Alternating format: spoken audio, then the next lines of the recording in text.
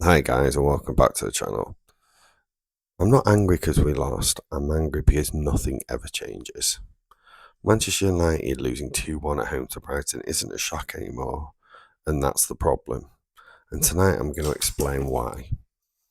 First of all, this channel's only been open 7 to 10 days, and it's already got thousands of views, especially on my shorts, and that's because I've been doing shorts for other social media for a while.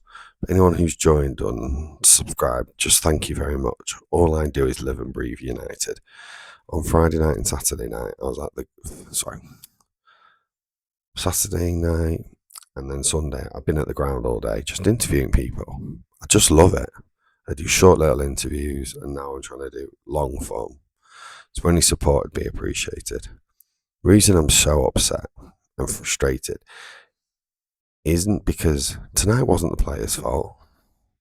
Tonight wasn't Ruben Amorim's fault. Tonight wasn't Darren Fletcher's fault. Tonight was the board's fault. It was Ineos and the Glazers. And I'm not going to start talking about money and debt because every other YouTuber on God's green earth has done that. I'm going to talk about the fact that if you are stupid or you are inept, you lose your job. If you are, anyone who's seen me on other social media will know I've pulled out some analogies tonight. But if you're a teacher and the kids just walk out of the classroom and won't stop, you don't stay a teacher very long. If you're a doctor and you tell someone they've got the flu and they've actually got an appendicitis and their appendix erupt and God forbid something bad happens, guess what? They don't stay a doctor very long. Our last three managers have been Ole Gunnar Solskjaer, Erik ten Hag and Ruben Amorim. Erik ten Hag lost his job with a 53.4% win record. Ole Gunnar Solskjaer lost his job with a 53.5% win record. Ruben Amorim has been in the job for well over a year with a 38% win record. I am not criticising Ruben Amorim, but when Ole took over from Jose, it was toxic. And then they said when Erik took over from Ole, it was a mess, it was unruly.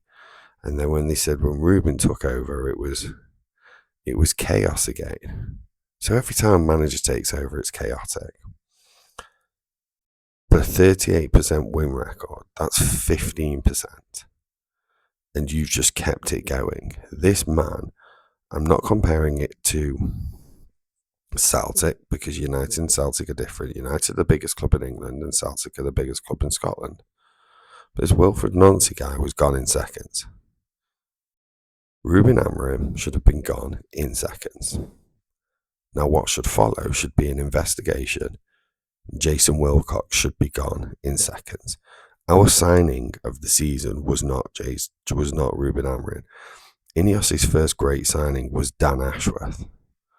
Dan Ashworth sat there and said he did not want Ruben Amorim. Whether we like it or not, that's what he said. Jason Wilcox did agree with him, but was overruled by Omar Barada and Sir Jim Ratcliffe. That's fine. Jason Wilcox's job is to then go out and buy players. And he's not bought the players he wanted, but you've taken the manager on. The simple fact is the man should have gone, and now you have, like I've just said about the nurse and the doctor, if you're a doctor and people die on you a lot, you lose confidence. If you've been playing, it doesn't matter how good you are, with a 38% win record for near on 18 months, you're going to lose confidence and you're going to lose how to hold on to a game. We started today at the first 15 minutes. We were absolutely brilliant. It was perfect. You had Ugarte, Maino in that seed pivot too, which we've all wanted to see since Ugarte was signed. Yeah, that's what we wanted. Okay, you had Bruno pushed high. From the very first minute, we were just off. And it looked great.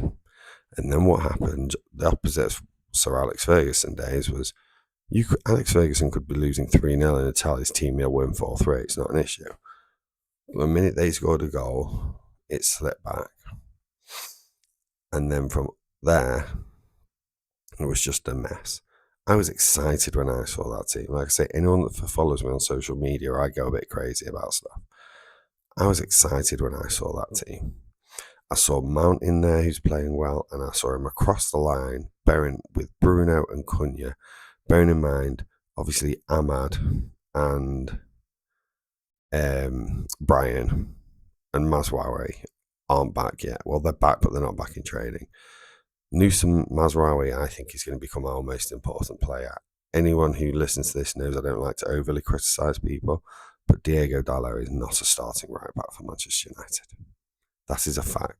And it's not because he didn't score a goal, because I don't expect my right backs to score goals. Gary Neville scored 2 goals his whole career. Yeah, but I expect him to be able to defend, and I expect him to be able to put a decent cross in. And this guy is proving over and over again he can't do it. I mean, he's got to get sold. But that team didn't know how to win. And that's the problem. They are void of confidence. And people going, well, they're millionaires is great. But it's like I say, if you're a doctor and you earn a hell of a lot of money, but your patients keep dying, you're going to start to second guess yourself. So there isn't that belief to come straight back. Which is why I'm so annoyed, because I was just looking, just to give you like some stats, because I think this is easy. Like people going, oh, Brighton well and truly deserved to win. That wasn't true, right? XG was 1.76. We had 60% possession. XG to United was 1.76. Total shots was 19, 8 on target. Problem is 2 big chances. Pass accuracy 85%. Yeah, we had 6 corners. They had 1. XG of 1.76. Their XG was 1.13. Wherever you look, 13 shots to 19 shots. Wherever you look, you know, passes 524 to 360. Wherever you look on those stats, we absolutely dominated that game.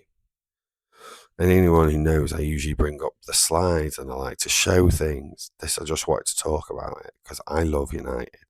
And if you love United as much as I love Manchester United, follow it, click that button, because that'd help me. Because sometimes it feels as though you're doing this and it's not paying off.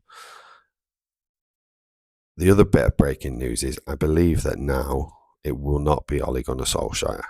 It will be Michael Carrick that gets the job. From the weekend and the interviews that have gone on, I believe it's been decided it's Michael Carrick. I love Michael Carrick. I think he's one of the most underrated midfielders ever. And he did a really good job for 2 years at Middlesbrough. The video I've got coming tomorrow is all fan content. And I think if you like and share this video, you're going to love it.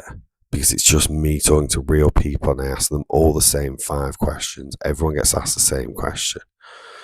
And the answers were, there was only one question that was unanimous. And it was the Ollie answer. And I think the reason it was unanimous is because people don't want tactics now. I know that sounds crazy. They want feel-good football. They want the players to come in and smile again. And I think Ollie's the man to do that. And I think Carrick again is a risk of an unknown. The person that's bringing in, I'm not saying, if you ask me now, do I think Ole Gunnar Solskjaer is a world-class football manager? No. Not saying that. I'm saying what we read now is the players need to start having fun. And I'm talking the back end of that season when we had those 19 games. It needs fun. Not a permanent job. Fun. And I'm worried that because of all the people I've interviewed, I think they'll be anti-Carrick. But a whole point of an interim is a manager right? You're bringing him interim. You know him. Because you're trying to find a manager so you know what you're getting.